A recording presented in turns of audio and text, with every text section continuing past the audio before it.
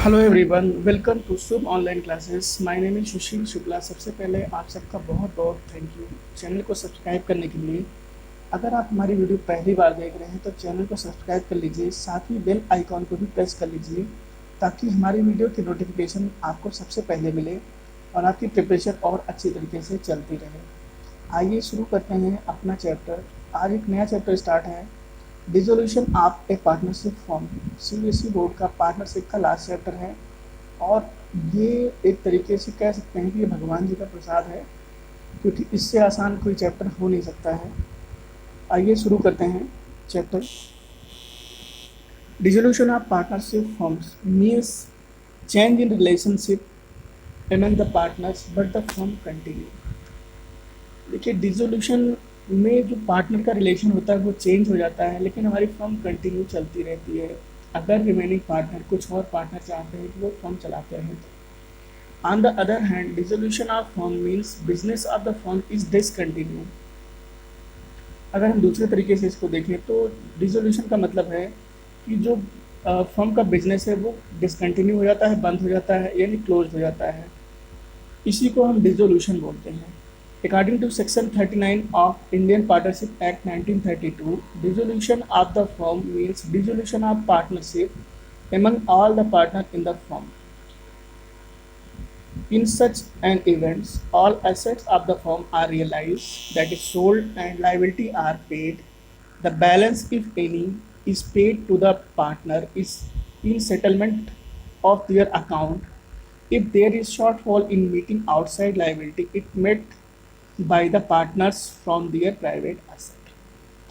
Dissolution of partnership form में partnership जो होती है वो बंद हो जाती है। इन सच, ये एक ऐसी इवेंट्स है, घटना है जब फर्म अपनी सारी असेट्स को सोल्ड करता है, रियलाइज करता है, वसूली करता है और जितनी भी लाइबिलिटीज़ होती हैं उनका पेमेंट किया जाता है। अगर फिर भी कुछ बैलेंस रह जाता है, if any is paid to partner is settlement to their heir, और अगर कुछ भी बचता है तो वो पार्टनर के कैपिटल अकाउंट में ट्रांसफर कर दिया जाता है। If there is shortfall in meeting outside liability, अगर किसी तरीके की कोई शॉर्टफॉल होती है आउटसाइड लाइबिलिटी पेमेंट करने के लिए, तो पार्टनर उसे अपनी प्राइवेट असेट्स बेच के आउटसाइड लाइबिलिटी का पेमेंट करते हैं। Mode of dissolution of partnership form. The mode by which a firm may be dissolve are. अब देखिए कौन कौन से मोड हो सकते हैं जिनसे हमारी पार्टनरशिप फर्म डिजॉल्व होती है। तो जो सबसे पहला मोड है वो है म्यूचुअल एग्रीमेंट, यानी पार्टनर्स के बीच में आपस में एक म्यूचुअल एग्रीमेंट होना चाहिए, आपसी सहमति होनी चाहिए जिससे वो अपनी फर्म को डिजॉल्व कर सकें। दूसरा इंपॉर्टेंट पॉइंट है हमारा कंपल्सरी डिसोल्यूशन। ए फर्म में be completely compulsory dissolve when all the partners except one become insolvent। कोई एक बंदा इंसॉल्वेंट हो जाए या सारे के सारे पार्टनर इंसॉल्वेंट हो जाए या एक को छोड़ के काफ़ी सारे पार्टनर इंसॉल्वेंट हो जाए, जहाँ पे कंपल्सरी डिसोल्यूशन हो जाएगा। when business of firm become unlawful, पूरी तरीके से फर्म का मालिक हो तो भी हमारा बिजनेस जो है वो डिसॉल्व हो जाएगा। Next, by notice. In case partnership at will, the firm may be dissolved by any partner giving notice in writing to all the other partner of its intention to dissolve the firm। अब यहाँ पे क्या है, ऐसी condition में partnership बनी हुई है तो उसमें तो कोई पार्टनर अगर कोई नोटिस देता है तो पार्टनरशिप फर्म डिसॉल्व हो जाती है एज पर सेक्शन 42। नेक्स्ट है ऑन हैपनिंग ऑफ इवेंट्स। किसी घटना के घटित होने पे a firm may be dissolved in any of the following events if the partnership deed so provides: on expiry of the firm for which the firm was continued। कोई भी term हमारी expire हो गई हो लेकिन फर्म कंटिन्यू हो रही हो तो एक घटना है ये हमारे लिए, फर्म डिसॉल्व हो जाएगी। On completion of venue venture, जो भी हमने एक उद्यम पर्टिकुलर उद्यम बनाया हुआ है वो काम हो जाए तो भी हमारी फर्म डिसॉल्व हो जाती है। ऑन डेथ ऑफ पार्टनर, किसी पार्टनर के ख़त्म होने पे अचानक से जो बचे हुए पार्टनर होते हैं उनकी लायबिलिटी बढ़ जाती है, इस कंडीशन में भी हमारी फर्म डिसॉल्व हो जाती है। On adjudication of a partner as insolvent, कोई न्यायिक निर्णय आया हो कि हमारा पार्टनर इंसॉल्वेंट हो गया है तो इस कंडीशन में फर्म हमारी डिसॉल्व हो जाती है। नेक्स्ट जो इम्पोर्टेंट पॉइंट है वो है डिसोल्यूशन बाय कोर्ट। कोर्ट के द्वारा भी हमारी फर्म का डिसोल्यूशन कंडीशन हो सकती है। पहला है एक partner become a person of unsound mind, दिमाग से अनसाउंड माइंड है, तब हमारी डिजॉल्व हो सकती है। नेक्स्ट है a partner become permanently incapable of performing his duty as a partner. अब कोई पार्टनर है लेकिन वो कैपेबल नहीं है, मानसिक रूप से शारीरिक रूप से सक्षम नहीं है कि वो अपने बिजनेस को कर सके, तो फर्म डिजॉल्व हो जाती है as per dissolution by court. Next point है a partner is found guilty of misconduct. कोई गलती कर जाए और वो गिल्टी महसूस करे तो इस कंडीशन में फर्म को डिजॉल्व कराया जा सकता है। नेक्स्ट है partnership agreement is dissed persistently by a partner or partners. अब एग्रीमेंट कुछ भी खराब हो जाए, बीच में कुछ उसमें इफेक्ट आ जाए, तब भी पार्टनरशिप चेंज हो जाती है, यानी डिजॉल्व हो जाती है। Court find dissolution of the firm adjudication. अब यहाँ पे कोर्ट ये देखती है कि क्या क्या तरीके हैं जो फर्म को डिजॉल्व किए जा सकते हैं।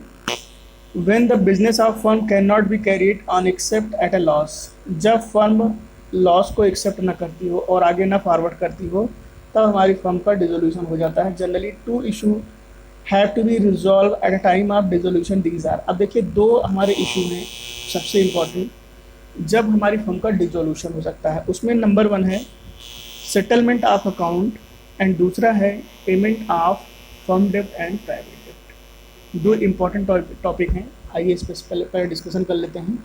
Settlement of account section 48 Indian partnership act 1932 section 48 deals with the settlement of account when the fund is dissolved. It is discussed below. Number 1 treatment of loss और दूसरा है application of asset. Loss including deficiency of capital is paid first out of profit, then out of capital, and lastly if necessary by the partner individual in the proportion in which they share profits. देखिए अगर किसी तरीके का loss और capital की deficiency है तो उसको पहले से जो पेमेंट होगी आउट ऑफ कैपिटल, देन वो भी आउट ऑफ कैपिटल, और लास्ट में अगर कुछ बचती है तो वो इंडिविजुअली पार्टनर के प्रॉफिट शेयरिंग रेशियो उसको डिक्लेयर किया जाएगा राइट ऑफ कैपिटल। एक application of assets of the firm including annual by the partner to make the deficiency of capital are applied in the following manner. Number 1 है in paying from debt to third parties. From debt यानी कि third party से loan लिया गया है उसका payment पहले किया जाएगा। In paying to each partner relatively what is due to him on account of loan of payment. एक सारी बात को यूनिटली कराने उसके लिए पे करना अनुपातिक रूप से किया जाएगा। और पॉइंट सी है in paying of each partner relatively what is due to him on account of payment, और उनके कैपिटल में कितना बकाया है उसको उनके अनुपातिक रूप से आवंटित कर दिया जाएगा जो भी पैसा होगा। The residue if any is distributed among the partner in their profit sharing ratio, और उसके अलावा भी अगर कुछ बचता है तो वो पार्टनर को उनके profit sharing ratio payment of firm डेब्ट एंड प्राइवेट। देखिए फर्म डेब्ट देखिए प्राइवेट डेब्ट। फर्म डेब्ट से कंपनी का मतलब है यानी सारे पार्टनर का मतलब है, और उसका पेमेंट सारे के सारे पार्टनर मिलकर करेंगे। स्टार्ट है इसमें debt which the firm owes to outside are known as firm debt, where the debt which is partner owed in his personal capacity are known as private debt. तो यहाँ पे फर्म डेप्ट का मतलब है जो आउटसाइड से लिया गया है, और प्राइवेट डेप्ट है जो पर्सनली किसी काम से लिया गया हो अपना private. Following provisions apply in case of firm dept and private dept. Firm property is applied first toward payment of firm dept, then the surplus is daily applied towards payment of partner's private debt to the extent the concerned partner is entitled to share in the surplus. अब यहाँ पे firm की जो property है वो पहले payment होगी किसके लिए, फर्म डेट के लिए। then the surplus अगर उसके अलावा जो कुछ सरप्लस बचता है तो पार्टनर की प्राइवेट डेट के लिए अप्लाई किया जा सकता है, लेकिन वो उनका जो भी प्रॉफिट शेयरिंग रेशियो होगा उसके हिस्से से ही निकलेगा। नेक्स्ट है private property of each partner is applied first towards the payment of his private debt and surplus is applied to the payment of fund debt. A private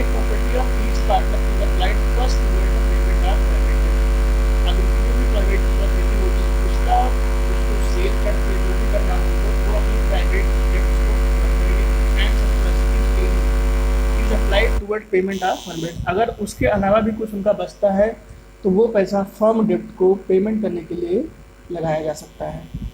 accounting treatment of on dissolution of firm. देखिए, जब accounting treatment की हम बात करते हैं तो इसमें main 4 account आपके प्रिपेयर होते हैं। पहला है रियलाइजेशन अकाउंट, जो एक टेम्परेरी नेचर का अकाउंट होता है, जहाँ पे हम असेट्स को रियलाइज करते हैं और जितनी भी हमारी लाइबिलिटीज़ होती हैं इनका पेमेंट किया जाता है। दूसरा अकाउंट है partners loan account. Partners loan, अगर किसी पार्टनर ने फर्म को लोन दिया है तो उसके लिए एक सीक्रेट अकाउंट ओपन होगा और वहाँ से हम उसकी पेमेंट करेंगे। थर्ड अकाउंट है हमारा partners capital account. Partners capital account उतना ही इम्पोर्टेंट है क्योंकि यहाँ पे जितने भी पार्टनर्स हैं उनकी जो कैपिटल है उनका पेमेंट फर्म को देना है। और लास्ट अकाउंट है बैंक और कैश अकाउंट। यहाँ पे पूरा सेटलमेंट हम दिखाएंगे, एज ए बैलेंस शीट होगा। ये दोनों इक्वल साइड बराबर होना चाहिए दोनों तरफ का। अगर यहाँ पे कहीं भी कोई भी मिस्टेक होती है इट मीन्स हमारा डिसोल्यूशन सही नहीं है। स्टार्ट करते हैं रियलाइजेशन अकाउंट से। रियलाइजेशन अकाउंट का ये एक फॉर्मेट दिया गया है जहाँ पे सारी की सारी असेट्स बुक वैल्यू पे रिकॉर्ड की जाती हैं। ये सारी जितनी भी असेट्स होंगी बुक वैल्यू पे रिकॉर्ड होंगी और जितनी भी लाइबिलिटीज़ होंगी उन सबको हम क्रेडिट साइड में रिकॉर्ड करेंगे। जितनी भी लाइबिलिटीज़ का पेमेंट होगा वो सारे के सारे डेबिट साइड में रिकॉर्ड होंगे। जितनी भी असेट्स रियलाइज होंगी वो सारी क्रेडिट साइड में रिकॉर्ड की जाएंगी। अगर रियलाइजेशन में कोई एक्सपेंस हुआ है डेबिट साइड में तो बैंक अकाउंट के नाम से आएगा। अगर किसी पार्टनर ने रियलाइजेशन अकाउंट एक्सपेंस पेमेंट किया है तो वो रियलाइजेशन अकाउंट के डेबिट में पेमेंट होंगी। और अगर किसी पार्टनर ने कोई असेट्स परचेज की है, कोई असेट्स खरीदी है या कोई असेट्स ले ली है तो वो हम रियलाइजेशन अकाउंट के क्रेडिट में रिकॉर्ड करेंगे। फर्म का यदि क्रेडिट बैलेंस ज़्यादा है तो फर्म को प्रॉफिट हो जाएगा रियलाइजेशन में। अगर डेबिट बैलेंस ज़्यादा है तो फर्म को लॉस हो जाएगा। यहाँ पे partners loan account, loan by a partner to firm is not transfer to realisation account but the remain credit in the account itself. इसको एक सीक्रेट अकाउंट में ओपन किया जाएगा और वहाँ से इसकी पेमेंट हो जाएगी। इसके लिए जनरल एंट्री पास आउट हो जाएगी, partners loan account debit to bank और कैश अकाउंट, ये एंट्री पास हो जाएगी।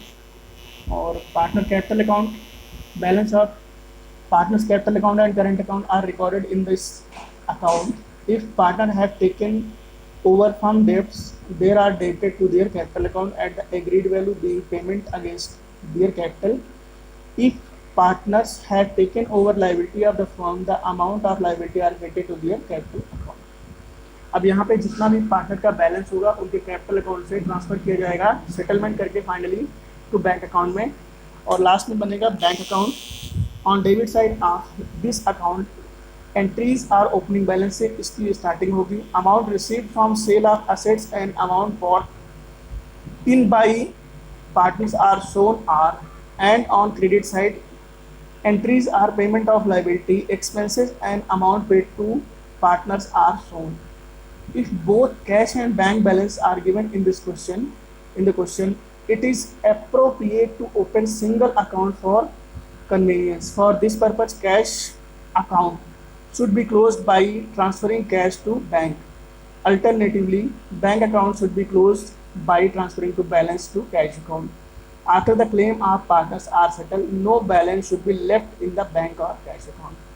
तो यहाँ पे बैंक अकाउंट जो भी ओपन होगा, बैंक और कैश एक साथ आप ओपन कर सकते हैं। अगर आप सेपरेटली ओपन करते हैं तो एक अकाउंट क्लोज करके दूसरे अकाउंट में आपको ट्रांसफ़र करना है और जितना भी बैलेंस होगा वो सारा का सारा मैच करेगा, कुछ भी बैलेंस लेफ्ट नहीं होगा कैश का। ये है कैश अकाउंट। स्टार्ट करते हैं क्वेश्चन के साथ में। क्वेश्चन है following is the balance sheet of A and B as at 31 March 2018। Liabilities दी गई हैं। क्रेडिटर है 30,000 का, bills payable 8,000, Mrs A loan and Mrs B loan, ये दोनों आउटसाइड लाइबिलिटीज़ हैं जिसमें 5,000 और 10,000 का इन्होंने लोन दे रखा है। जनरल रिजर्व है 10,000 का, इन्वेस्टमेंट फ्लक्चुएशन रिजर्व है 1,000 का, एज कैपिटल, बीस कैपिटल 10,000 यानी इक्वली कैपिटल इन्होंने पेमेंट की है। टोटल ऑफ बैलेंस शीट 84,000 है। कैश इन हैंड है 500 का, कैश एट बैंक है 8,000 का, स्टॉक इन ट्रेड 5,000, इन्वेस्टमेंट 10,000 का है। डेटर्स की वैल्यू है 20,000 जिसमें से प्रोविजन 2,000 का माइनस होकर 18,000 आई है। प्लांट एंड मशीनरी 20,000 है। बिल्डिंग है 15,000 का, गुडविल है 4,000 का और प्रॉफिट एंड लॉस का बैलेंस दिया है 3,500, ओवरऑल 84,000। अब बात करते हैं कि इस बैलेंस शीट को कैसे हमें रियलाइजेशन अकाउंट में ट्रांसफ़र करना है।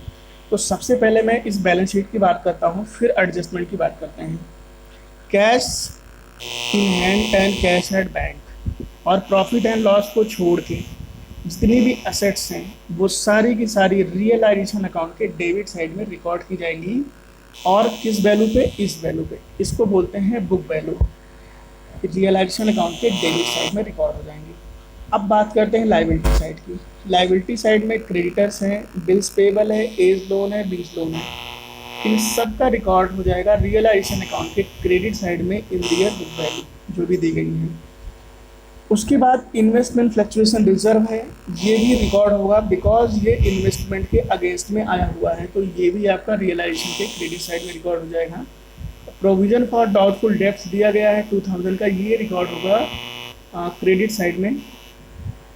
इसके बाद है कैपिटल, पार्टनर की जो कैपिटल है ये रिकॉर्ड होगी इनके सीक्रेट यानी रिस्पेक्टिव अकाउंट में, जो है पार्टनर का कैपिटल अकाउंट क्रेडिट साइड में रिकॉर्ड हो जाएगा।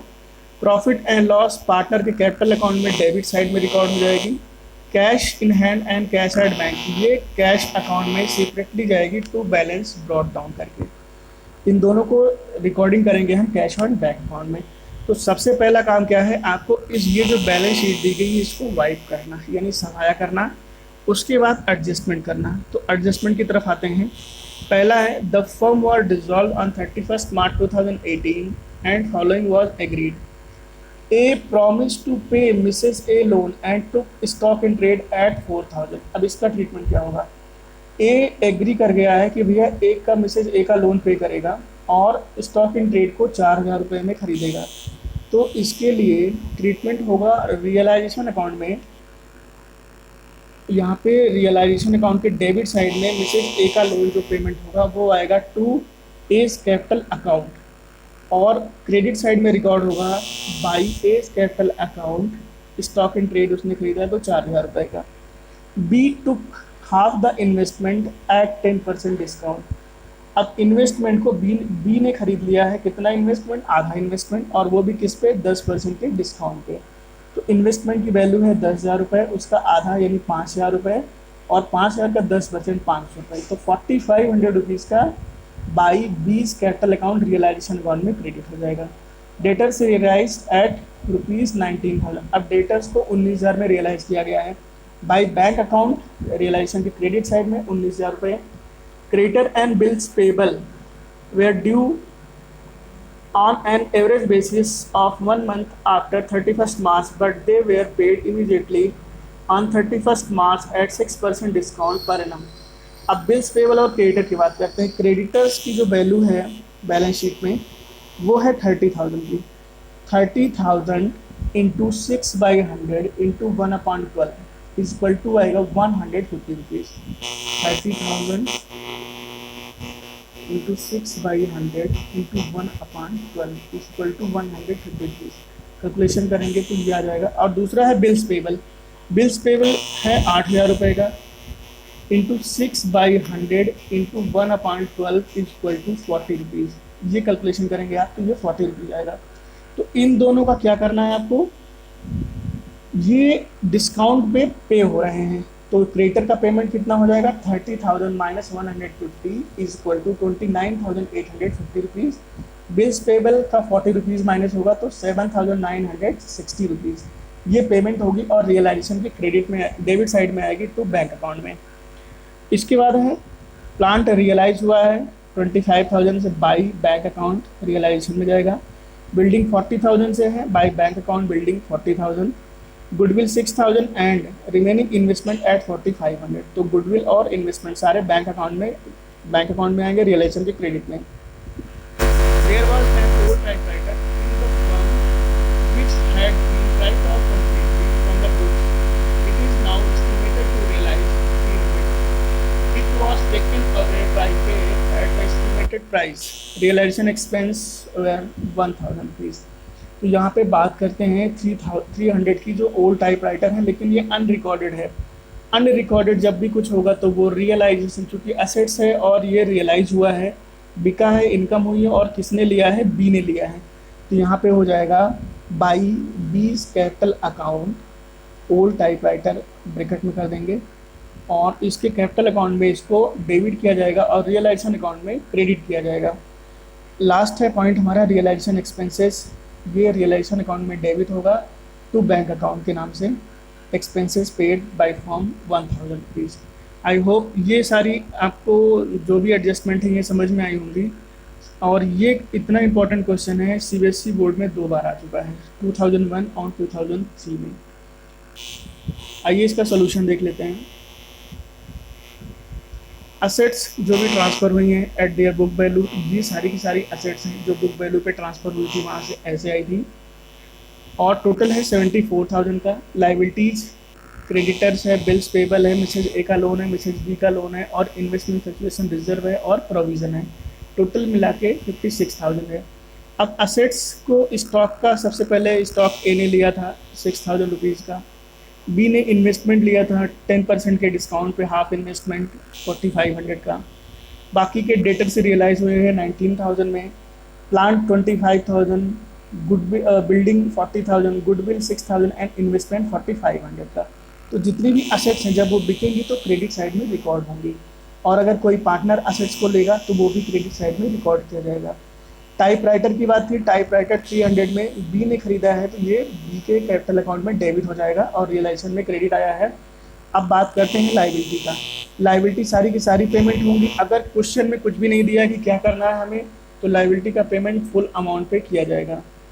तो बैंक अकाउंट में लाइबिलिटी पेड है। क्रेडिटर्स का मैंने आपको बताया था 150 रुपीज़ डिस्काउंट हुआ है, तो 30,000 minus 150 equal to 29,850। Bills payable की वैल्यू थी 8,000 रुपीज़, 40 रुपीज़ माइनस हुआ है 7,960 रुपीज़। रियलाइजेशन एक्सपेंसेज हैं 1,000 के, और मिसेस बी के लोन के बारे में कुछ भी नहीं कहा है, तो फुल अमाउंट पे हो रहा है। यहाँ पे देखिए फुल अमाउंट पे हो रहा है। फर्म की लाइबिलिटी है, पहले इन्हीं को पेमेंट देनी है, और ए एग्री कर गया है मिसेज ए का लोन पेमेंट करने के लिए, तो ये मिसेज ए का लोन ए कैपिटल अकाउंट में क्रेडिट कर दिया जाएगा। अब ओवरऑल बैलेंसिंग कर लेते हैं। तो क्रेडिट साइड का जो बैलेंस है हमारा 1,59,300 रुपीज़, उसमें से ये सारे हम माइनस करेंगे तो आएगा वैल्यू हमारा 31,490 रुपीज़, जो फर्म का प्रॉफिट है और इक्वली डिस्ट्रीब्यूट कर दिया गया है पार्टनर के कैपिटल अकाउंट में। कैपिटल अकाउंट की बात करते हैं तो इनकी ओपनिंग बैलेंस है 10,000 और 10,000 रुपीज़। रियलाइजेशन अकाउंट से इन्होंने 5,000 रुपये का पेमेंट किया था मिसेज ए का लोन, और रियलाइजेशन से गेन हुआ है। गेन कितना आया है 15,745 और 15,745, यानी इक्वली डिस्ट्रीब्यूशन हुआ है गेन, ये गेन ट्रांसफ़र हो गया है। जनरल रिजर्व की बात करें तो 10,000 का जनरल रिजर्व हमारी बैलेंस शीट में था, जो इक्वली डिस्ट्रीब्यूट हुआ है both the partners. Realisation account में इन्होंने कुछ एसेट्स खरीदी थी 4,000 की, और इन्होंने 4500 की। रियलाइजेशन में इन्होंने 300 रुपये का ओल्ड टाइप राइटर खरीदा था, ये आ गया है। और प्रॉफिट एंड लॉस हमारी बैलेंस शीट में दिया गया है, जो इक्वली डिस्ट्रीब्यूट हो गया है दोनों पार्टनर का। बैंक अकाउंट में इनकी फाइनल सेटलमेंट करेंगे तो ए का जो बैलेंस आएगा वो 29,995 रुपीज़ है, और बी का 24,195 है। इन दोनों को ट्रांसफ़र कर देंगे हम। और रियलाइजेशन जो हमारी पेड हुई है, जो लाइबिलिटी पेड हुई है रियलाइजेशन अकाउंट से, वो सारी की सारी यहाँ आ जाएंगी 48,810 रुपीज़ का। ओपनिंग बैलेंस है 8,000 रुपये का, और कैश अकाउंट का बैलेंस है 500 रुपये का। जो असेट्स हमारी रियलाइज हुई है 94,500 की, वो ट्रांसफ़र हो जाएंगे रिस्पेक्टिव यानी बैंक अकाउंट में। और ओवरऑल हमारा जो बैलेंस है 1,03,000 बोथ साइड, ये हमारा मैच कर गया।